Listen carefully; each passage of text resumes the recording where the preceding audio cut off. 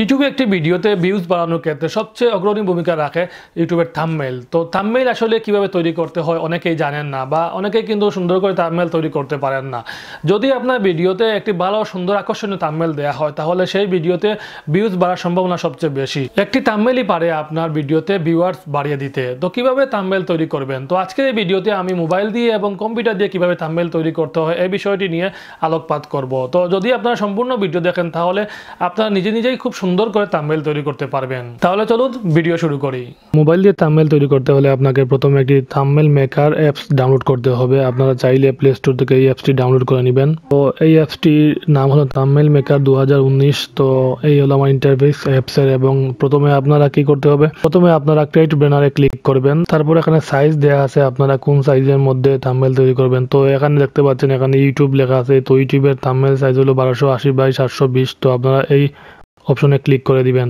তো এই অপশনে ক্লিক করার পর থাম্বনেলের ইন্টারফেস চলে এসেছে। এখন আপনারা চাইলে আপনার নিজস্ব একটি ইমেজ নিয়ে আসবেন। তো একটি ইমেজ আমি নিয়ে আসলাম। ধরুন আমি এই ইমেজটি নিয়ে আসতেছি। তারপর ইমেজটি ক্রপ করে নিলাম।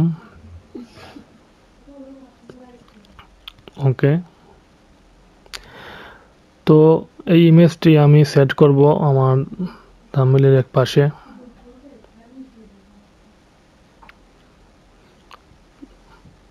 তো এখন আমরা ব্যাকগ্রাউন্ড পিকচার নিয়ে আসবো এবং ব্যাকগ্রাউন্ড পিকচারের জন্য একটি পিকচার সিলেক্ট করব। তো আমরা এই পিকচারটি সিলেক্ট করলাম। তো এই পিকচারটি সিলেক্ট করার পর আমরা এখানে কিছু লিখব, যেমন কিভাবে থাম্বনেল তৈরি করবেন। তো আমাদের লেখা হয়ে গিয়েছে। এখন ওকে চিহ্নতে ক্লিক করব। তারপর লেখাটা আমরা সুন্দর করে বসিয়ে দেব। তো আমরা লেখাটির কালার চেঞ্জ করব, আমরা হোয়াইট কালার দিব। এখানে কালার অপশন আছে, কালার অপশনে ক্লিক করে হোয়াইট কালার দেখে দিলাম। তারপর হয়ে গেল। এখন আপনারা চাইলে আরও বিভিন্ন কাজ করতে পারবেন, বিভিন্ন পিকচার আর্ট নিয়ে আসতে পারবেন। বিভিন্ন ইফেক্ট আছে, ইফেক্ট কাজে লাগাতে পারেন, যেমন ব্যাকগ্রাউন্ডের ইফেক্ট আছে এখানে। তো আমি এই ইফেক্টটি কাজে লাগালাম।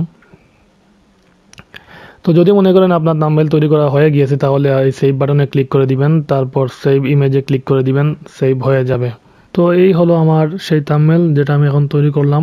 তো মোবাইল দিয়ে আসলে চাইলে আপনারা খুব সহজে থাম্বনেল তৈরি করতে পারবেন, তবে কম্পিউটার দিয়ে আরও সুন্দর হবে এবং কম্পিউটার দিয়ে আপনারা ইচ্ছা মতো থাম্বনেল তৈরি করতে পারবেন। তারপরে মোবাইল দিয়ে আপনারা খুব ইজিলি একটি থাম্বনেল তৈরি করতে পারবেন।